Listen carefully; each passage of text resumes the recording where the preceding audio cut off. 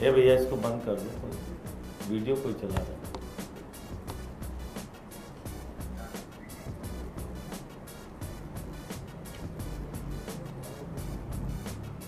बोलिएगा। सभी पत्रकार बंधुओं को नमस्कार। भारतीय जनता पार्टी और प्रधानमंत्री नरेंद्र मोदी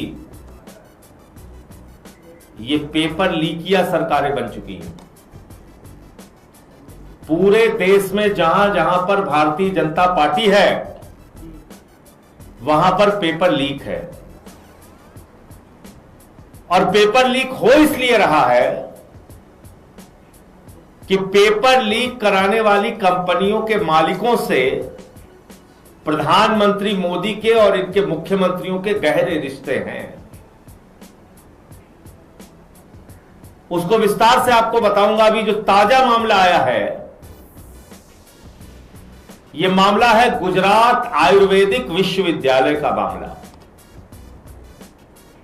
जहां पर आयुर्वेदिक विश्वविद्यालयों में परीक्षाएं चल रही हैं और वहां थर्ड ईयर में शैल तंत्र वन का पेपर जो है वो लीक हो गया।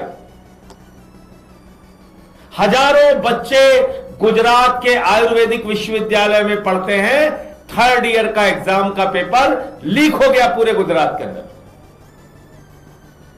विश्वविद्यालय के जितने कॉलेज हैं सारी जगहों पे पेपर लीक हो गया। और तो 2 अगस्त तक परीक्षाएं चलेंगी। अब तक कितने और पेपर लीक होंगे कहना मुश्किल है। अब जब मैं कह रहा हूं कि गुजरात के अंदर पेपर लीकिया सरकार चल रही है, वहां पेपर लीक का एक लंबा इतिहास है, तो उसका मैं कुछ उदाहरण आपको देना चाहता हूं। कैसे वहां के लाखों बच्चों का भविष्य गुजरात की भारतीय जनता पार्टी की सरकार ने बर्बाद किया है। 2014 में, पिछले 10 सालों का मैं पढ़ रहा हूं, 2014 में एक पेपर लीक हुआ, रेवेन्यू तलाटी का पेपर लीक हुआ। 2016-17 में फिर एक बार तलाटी की परीक्षा का पेपर लीक हुआ।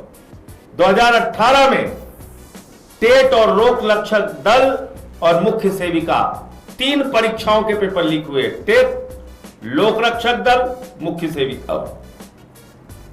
2019 में सचिवालय के अंदर क्लर्क की भर्ती का पेपर लीक हुआ।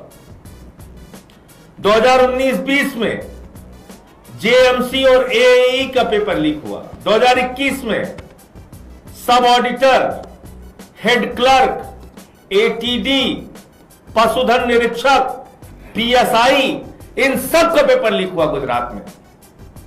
यह 2021 में हुआ। 2022 में वन रक्षक का पेपर लीक हुआ। 2023 में जूनियर क्लर्क और डमी कांड का पेपर लीक हुआ।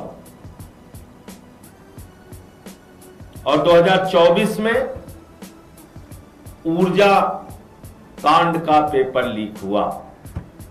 यह इनका इतिहास है पेपर लीक का। तो मैं आपके माध्यम से भारतीय जनता पार्टी और नरेंद्र मोदी जी से पूछना चाहता हूं, एक संस्था है एडू टेस्ट।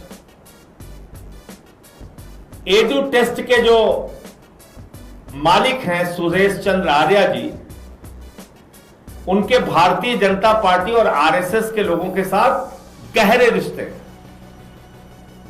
और वो एडू टेस्ट नाम की जो कंपनी है वो परीक्षाओं के पेपर लीक कराती है। सिर्फ एक राज्य में नहीं, हर राज्य के अंदर परीक्षाओं के पेपर लीक कराती है।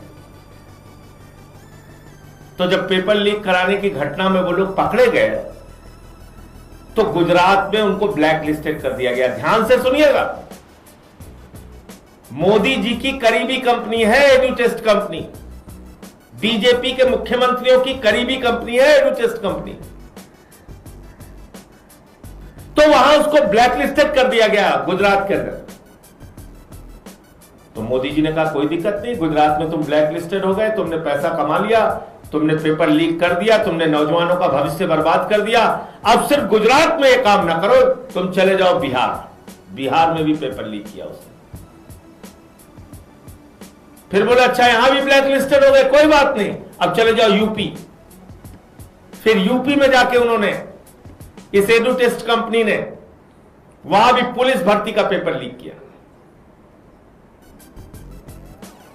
तो जब मैं ये बात कहता हूं कि भारतीय जनता पार्टी के नेताओं के गहरे संबंध पेपर लीक करने वाली कंपनियों के साथ हैं, तो यह हवाई बात नहीं, इसके 1000 प्रमाण मौजूद है।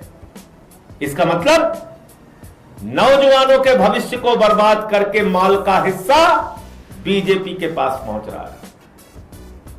नौजवानों के भविष्य को बर्बाद करके माल का हिस्सा, कमाई का हिस्सा भारतीय जनता पार्टी के नेताओं के पास पहुंच रहा है। और इसी के कारण पेपर लीक पे पेपर लीक, पेपर लीक पे पेपर लीक हो रहा है। पूरी की पूरी सरकार खड़ी हो जाती है पेपर लीक कांड में शामिल लोगों को बचाने के लिए। कल मैंने प्रधानमंत्री जी का तीसरा वीडियो देखा, फ्रेंड्स वाला। आजकल उन्होंने बहिष्कार कर दिया मीडिया का, वो समझ गए अब काम नहीं चलेगा, अब 8 बजे लाइव आने से काम नहीं चलेगा।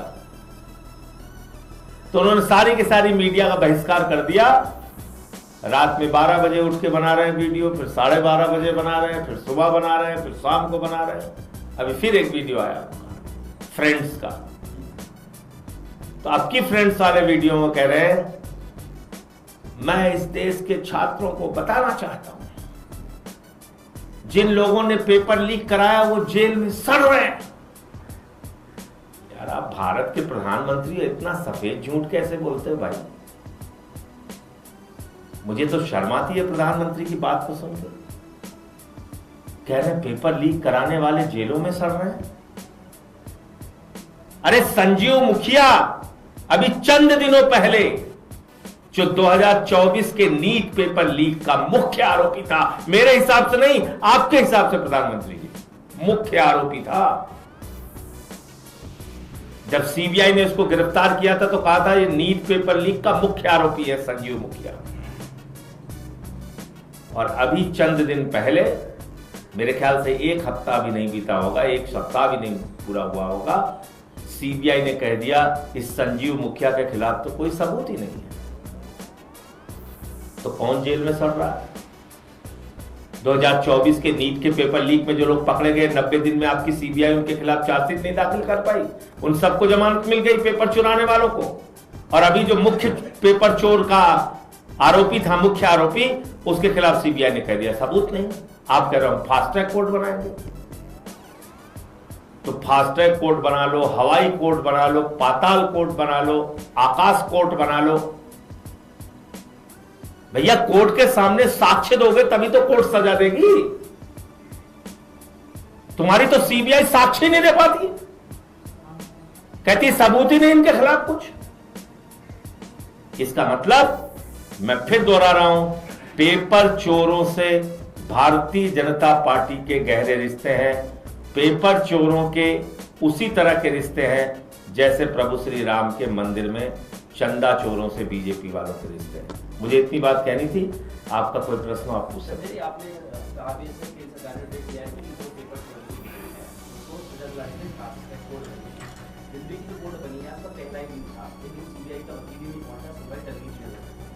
तो ऐसे ही आप मजाक देखेंगे ना आगे। ऐसे आप देखिए, कोर्ट किस आधार पे काम करती है? कोर्ट काम करती है साक्ष्यों के आधार पे।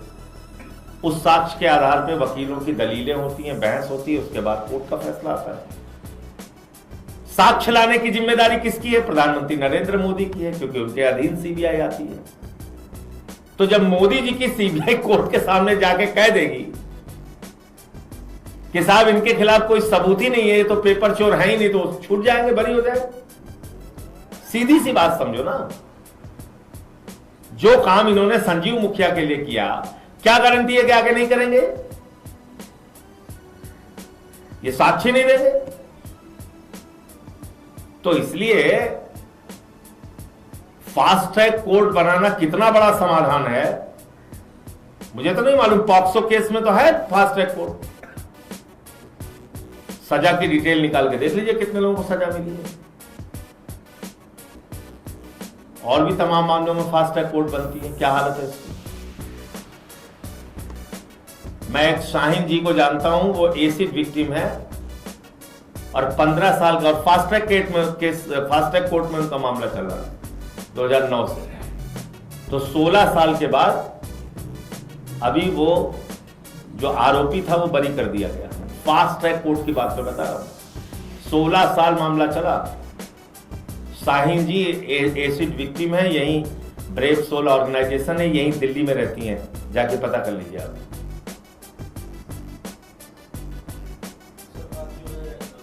तो ये बिल कितना प्रभावी होगा और कितना कारगर होगा ये तो समय बताएगा।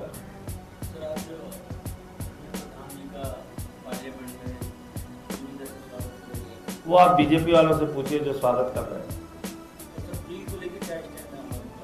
बिल को देखिए, मैंने आपको बता दिया, बिल को लेके तमाम दुविधाएं मन में हैं, तमाम दुविधाएं हैं मन में, तमाम सवाल है मन में। उन सवालों का हमें प्रधानमंत्री जी से जवाब चाहिए।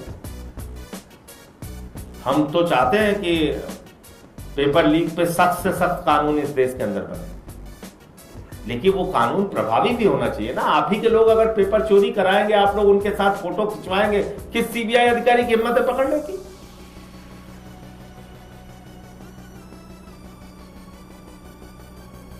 एडू टेस्ट के कंपनी के मालिक की फोटो किसके किसके साथ है निकाल के चला दीजिए अपने चैनल पे, आपको पता चल जाएगा। ब्लैक लिस्टेड कंपनी है, उसके बावजूद उसको यूपी में पुलिस भर्ती का एग्जाम कराने का ठेका दिया गया। कैसे दिया गया भाई, क्यों दिया गया?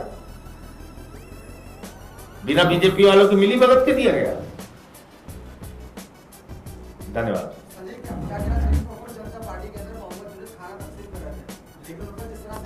देखिए, ये बहुत ही गलत है और मेरी कल उनसे बात भी हुई थी और बाबा जी से मैं कहना चाहूंगा कि ये लाठी तंत्र का इस्तेमाल करना छोड़ दो, वरना सत्ता छोड़नी पड़ेगी।